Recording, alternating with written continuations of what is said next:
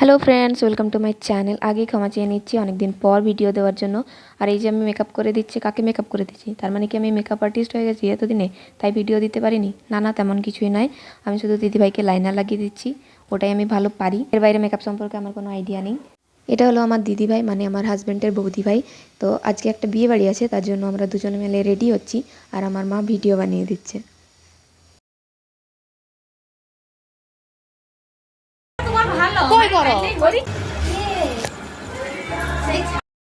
আমার নতুন পরিবারের সদস্যদের সাথে অবশ্যই একদিন আলাপ করিয়ে দেব।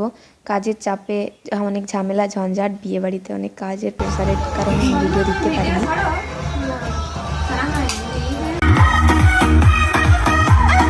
আর এই হচ্ছে আমার পরিবারের সবচেয়ে ক্ষুদে সদস্য পুতু, যে আমাকে সবচেয়ে বেশি ভালোবাসে।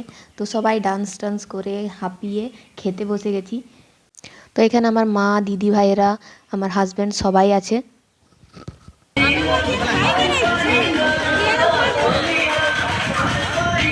মানুষের ডান্স করে মন না ভরলে খেতে খেতেও ডান্স করা যায়, এটাই তার প্রমাণ। আর এদিকে দাদাভাই মন দিয়ে খাবার খেয়ে যাচ্ছে, আর আমার বর শুধু উকি মেরে যাচ্ছে এদিক ওদিক। তো এখন মন দিয়ে খাবার খেয়ে যাচ্ছি, যাতে ফটো তোলাতে কোনো রকমের কোনো গাফিলতি না হয়। তো এখান থেকে সোজা চলে এসেছি আমরা ফটো সেশনে। তো এখন মা মেয়ের পালা ফটো তোলার, তারপর হচ্ছে যে আমার পালা। আর ফটোগ্রাফার রেখেছি আমার হাজব্যান্ডকে। কত বছর পর একটা বিয়েবাড়ি পেয়েছি, ছবি তুলে মন না ভরালে হয়, তাই এখন মন দিয়ে ছবি তুলে যাচ্ছি।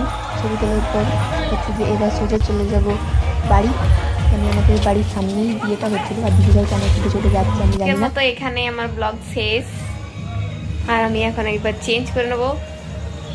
তো ব্লগটা এখানে শেষ, দেখা হচ্ছে নেক্সট ভিডিওতে। Bye bye.